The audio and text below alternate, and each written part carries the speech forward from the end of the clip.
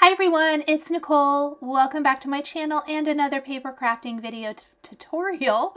Today we are going to create a beautiful array of blooms with this gorgeous card featuring Simon Says stamp dies, embossing folders, and stamps. Today I really wanted to create something Valentine's-ish without an overwhelming Valentine's look. So first up, I went to my stash and I pulled some of my favorite florals like the layered perky flower, Cosmos Dual, Iceland poppies, and hanging leaf ring. And I die cut my florals and greenery from some of my favorite Simon Says stamp cardstock colors, including rainbow splash colors. Then I took some of my favorite Simon Says stamp positively saturated inks, and we are going to add detail to these greenery pieces. I am taking mostly Raindrop. I thought I would use more of the mist than what I actually ended up using, but we're going to just kind of call it Raindrop, okay?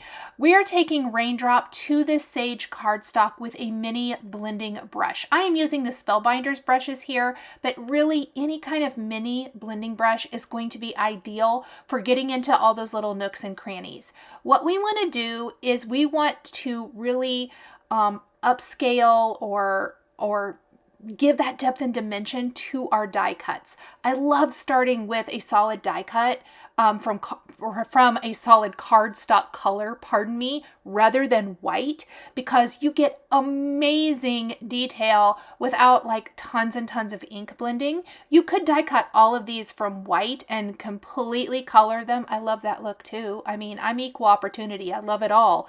But I really love starting with a colored cardstock because it just makes the process so easy. As I am ink blending, I am going to start assembling my florals and my blooms.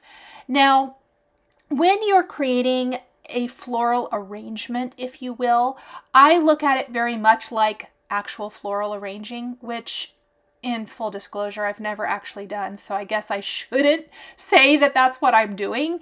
However, I really like to start kind of with my largest image, if you will, and build out. And I like to be able to tuck and work and maneuver and build that floral arrangement. And just really make it look amazing. So that's kind of what I like about this, is I really love just kind of being able to manipulate and work them together to create something amazing. You can really use any florals that you have as well. I want to encourage you, shop your stash, see what you have, mix and match. Big proponent of mixing and matching here on my channel. It doesn't have to be all new products. If you've been paper crafting, you might have some florals and greenery that'll work. The other thing to not discount when creating a floral arrangement type of card or a floral garden or whatever it is you're making, greenery. It's so tempting to just go all in on your colorful flower blooms, but without the greenery to ground it, it just looks like a bunch of flowers, which is fine if that's what you're going for. But whenever I have like something like this that I really wanted it to kind of look like this garden, Valentine's garden, I love to incorporate lots of greenery. It helps ground the florals, it fills in holes, and it just adds to the fullness factor and just makes it look amazing. That's all. I think I've said amazing like 4 times now. I'm sorry. Okay, as you're working, I do highly recommend to work on a glass surface like I'm doing here, or something similar that you can easily clean up or move away and get a clean piece of paper or something out. That way you aren't accidentally contaminating one area of your design with another color. For example, this red color, if you accidentally got it on some of the lighter pink blooms, it would not look very good, in my opinion. It might kind of ruin the look. The other thing I want to talk about is your shading color may not be in the color family that you are working with as far as cardstock.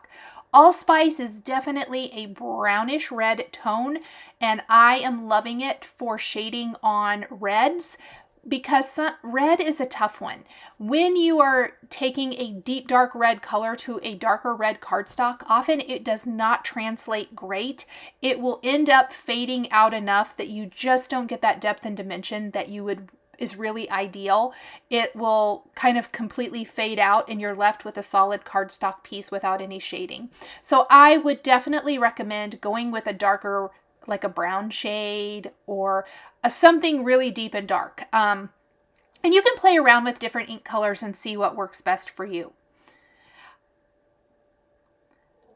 Now I am adding in some greenery there to the stems that I see I forgot. And I just kind of keep a microfiber close by to be able to easily add that shading wherever I am working. For today's card, I definitely went with a monochromatic type of look for my florals.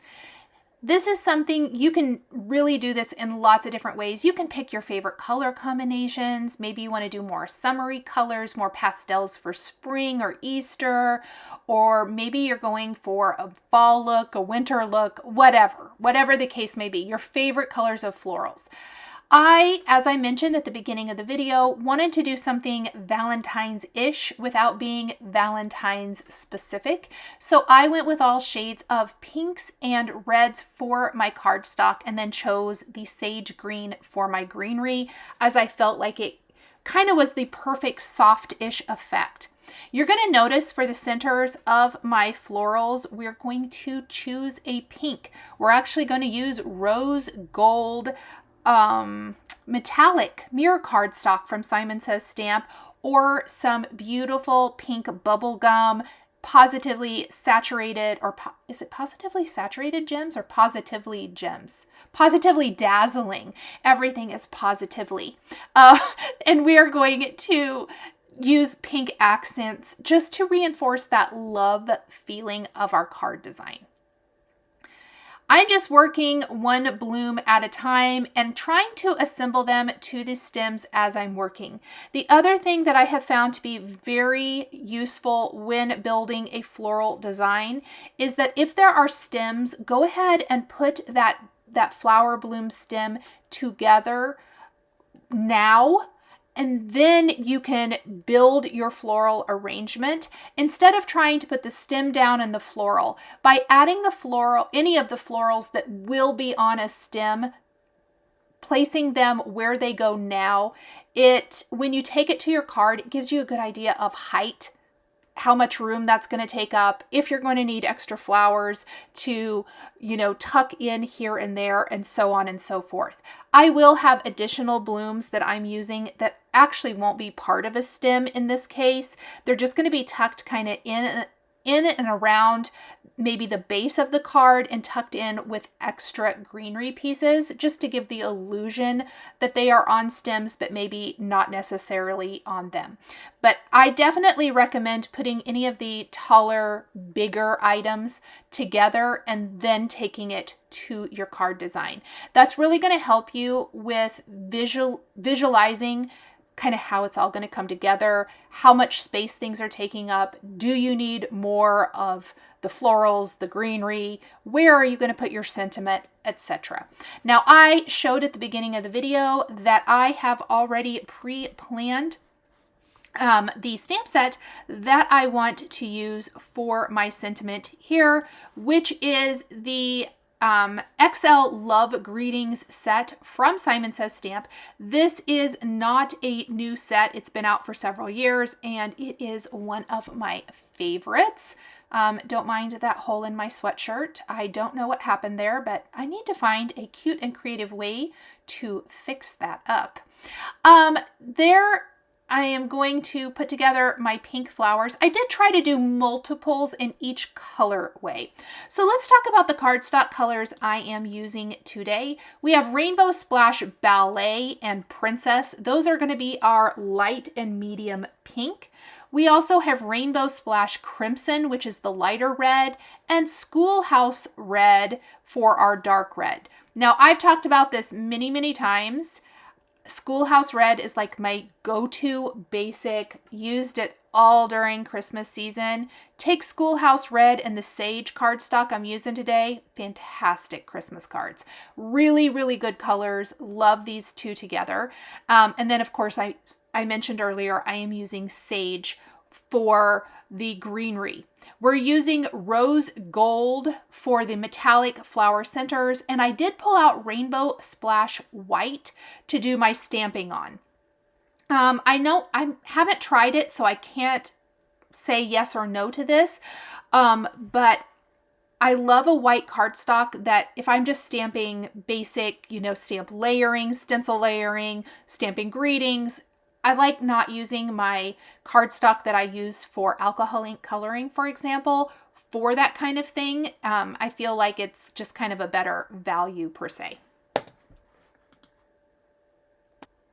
When I'm using them in my Spellbinders Platinum, I like to take the shim out, and I use the platform, the embossing folder with cardstock, and one of my cutting plates to roll it through. The embossing folder we're using today is called Leafy Vines, I believe, and it does have a coordinating die, although I did not use it today. I have talked about this many times in my videos, but I just have a very hard time leaving a solid plain background, whether it's white or a color, and I like my backgrounds to have a little something going on. In this case, we have that look of greenery, but not additional color greenery. It's just texture, which kind of visually helps your eye see this as a floral garden. We're going to take our background and then we are going to start building our flower garden. And by keeping our glue just on the stem and not really on the blooms and leaves, you're going to see how I'm able to tuck all of these different flower stems into our beautiful blooming garden here and build the design. So this stem isn't going to go quite all the way down to the bottom, but I wanted it to have more height. Luckily, when we go in and add some of the other greenery and things, that's going to disguise the fact that the stem doesn't go all the way to the bottom. I always like to find little creative ways to make it work, if you will. And I want all of these flowers to be at different heights. I don't want them all to be exactly the same height. Now, this particular floral is going to be up a little, it just naturally is a little higher than the one next to it, which this one that I'm putting down now is called the Layered Perky Flower. And then the one I'm tucking it with is the Cosmos Duo. So again, I'm just kind of working to build the floral garden. And we have our base, so now it's time to do the fill-in. For example, this floral here is hiding the stem issue that we had just a little bit ago. Now, what I want to also mention is, see how I am taking smaller florals in the same color as the bigger ones, and those are going in the same area. So it's kind of going medium pink, lighter red, dark red, light pink. That is how I balanced it for this card design. And I am placing these smaller flowers next to the larger ones in the same color. I did this on purpose. I visually wanted it to kind of have an ombre effect. And this is how I achieved it. And we're using all these smaller flowers to tuck in down near the base. And then we will go in with the additional greenery.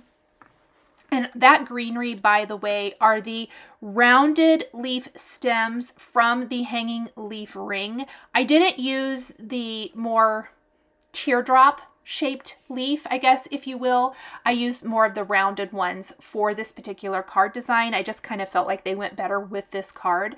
But I do have another card I think it's coming. It'll be on the Simon Says Stamp YouTube channel where I used the other branch. Highly recommend this die set. It is so good. I love the little ring that it comes on, but I love that you can use the florals and greenery for other things. Just building in all those extra little blooms. I did save quite a few of them. At this point, it's really just rounding out our flower garden, adding in those tiny pieces. And then once you're very happy with what you have, this is when I would recommend go ahead and start gluing down like the heads of the flowers if you need to. If you need to tack some things down, this is the time to do that. You'll also notice I've got my rose metallic cardstock and I am adding flower centers here and there to finish this off. I'm also enjoying a cup of coffee while I am working on this card design. Make sure you have a piercing tool handy to pop your dies out very easily, and an embellishment wand is always a plus. I am using my sentiment just as a guide. I wanted to make sure that I left plenty of room for a sentiment. How many times have you got to the end of a card and only to realize you didn't leave room for your greeting? So I will often kind of lay my greeting out or the die out just to kind of serve as a placeholder until I am ready for that final assembly step. And I did forget to put my flower centers in some of my flowers. Oops. So I had to be creative and kind of get those tucked in, if you will. Now, all of the smaller florals, I chose to use the dazzling gems instead of the actual die cut flower centers. I always find that the flower centers are the perfect place to have a little fun with your dimensional embellishments. Gems are always a good idea, always. Simon Says Stamp has lots of beautiful colors. They come in these great little jars, and if you use an embellishment wand and a little dab of glue, they just pop in place so easily, which I love. I was very generous with the use of my gems. We actually aren't going to use any additional scattered throughout. A lot of times I will, but this is a very full floral arrangement, and I didn't feel like it needed it. Now I'm going to go ahead and snip off anything hanging off the edge of my panel before I add the rest of my greenery. And that just kind of gives me an idea how it looks visually. And while this looks amazing, we for sure need extra greenery. I purposely left this out until this point to show you what a big difference adding in a little extra greenery does for a card. And again, I just cut several of these little green pieces, added some raindrop ink to them, and then we are going to pop them down. Because we were careful and only put dabs of glue behind the blooms of our flowers and all of those different areas, it's going to make it easy to tuck these in and about and not completely cover up all of our flowers. Some of these also will hang off the sides of the card and will require a little bit of trimming, but that is a-okay. To me, this just fills in the area and makes it not quite so sparse down at the bottom. This is definitely like a 3/4 heavy type card, and the top, we're going to keep it mostly white, give your eye somewhere to rest, and provide us a perfect place to add a sentiment. Okay, once we're done with that, it is time to stamp our sentiments. And again, today we're going to use the XL Love Greetings from Simon Says Stamp. XL means that there are a lot of larger greetings in this set and then some smaller phrases. I love the look of a larger greeting with a smaller greeting. I've talked about this many times. Or actually, the XL greeting, pardon me, has big greetings. I am pulling a small greeting to go with that from the new lined heart stamp set. Apologies. We're taking Love You, which I know I said large, but really this is one of the smaller ones from this set. If you want to have your sentiment make a big punch, it's a great one. I've loved it for several years. It's been out for a few years now, but this lined heart set is brand new, but I love the combination, as I mentioned, a bigger greeting with a smaller one. So we're stamping these on some of that Rainbow Splash white cardstock with Nocturne ink. I love this ink for greetings. Anything you don't have to color, fantastic. I'm going to use the coordinating die for Love You, a sentiment label for my little strip, and we are going to pop both of these up with thin foam adhesive strips. These are my favorite. As many of you probably know, I love these thin foam adhesive strips. And this is the only place I'm using foam on this card. I know, everybody, take a moment, because I'm probably one of the queens of foam adhesive. I love it. But I really felt like it would have been a lot for all of these little teeny tiny flowers. So it was easier to just glue those straight to the background. We are going to add our sentiment here, and I'm going to slightly, not really the love you necessarily, but the phrase, to incorporate the sentiment into the design. I am moving it closer to the florals, and then the strip is going to be shifted over to the right just a little bit and slightly tucked underneath the loop in the letter Y, as well as the tip of the floral. This just kind of encompasses or incorporates it into the entire design. By stamping and die cutting or stamping on the white cardstock, the white in the die cut areas blends in to our background. And there we go, friends. Thank you so much for joining me today for this beautiful floral design card featuring Valentine's-y colors. The supplies I used are listed and linked below the video here on YouTube. Thanks for watching, and we'll see you next time. Thank you so much for joining me today for another paper crafting tutorial. I love being able to share with this incredible community of crafters. I want to give a huge shout out and special thank you to my amazing Patreon members. If you're interested in joining Patreon, please click the link in the description underneath the video here on YouTube. Patreon is a private community where you can support more of what I do. There is exclusive content, information, and behind-the-scenes content. Top-tier members will receive a handmade birthday card during your birthday month, access to D-Stash, and monthly exclusive lives, plus so much more. We would love to have you join our growing community.